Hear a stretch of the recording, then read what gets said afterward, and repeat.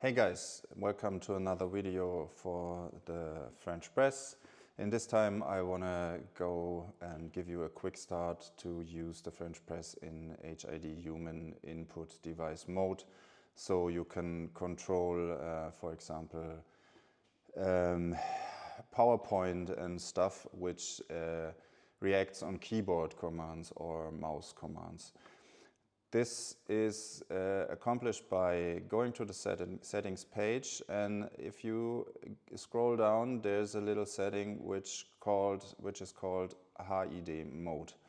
If you enable it, the device will restart in HID mode because otherwise it would be doubled with the MIDI, and this isn't very reliable. So I choose to give it a dedicated HID mode, which you have to enable or disable. You can't use both at a time because reliability was the main concern here, and for live environments, that's for me a no-go if there's any issues with it. So what you have to do here is enable it, and there a little message will appear which shows the device reboots and come up in HID mode. So what we do now is we hit save and reboot, and as you can see there's a little switching to HID mode sign. So we wait a second, we have to log in again, which is for security reasons if you are in a network. And as you can see now, the front end looks a bit different. You only have two tabs over here. And if you go to control mode, all the MIDI custom QLab stuff is gone, and you only have the settings for keyboard. You can choose between keyboard and mouse click or mouse movement. For the encoders, it's movement. For the buttons, it's click, obviously.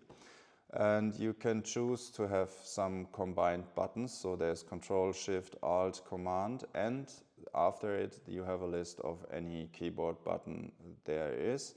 You also can capture it. So if I click on capture, hit space, you see space will be assigned here.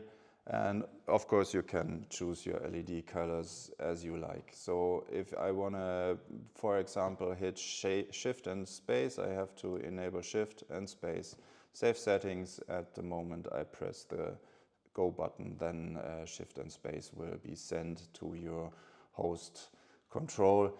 You can do this for encoder combo, push turn, and you can use mouse scroll commands. You can choose scroll up, scroll down, scroll left and right. So I hope this is handy for anyone who want to control a software which isn't MIDI or OSC or TCP enabled and only accept shortcuts from the keyboard.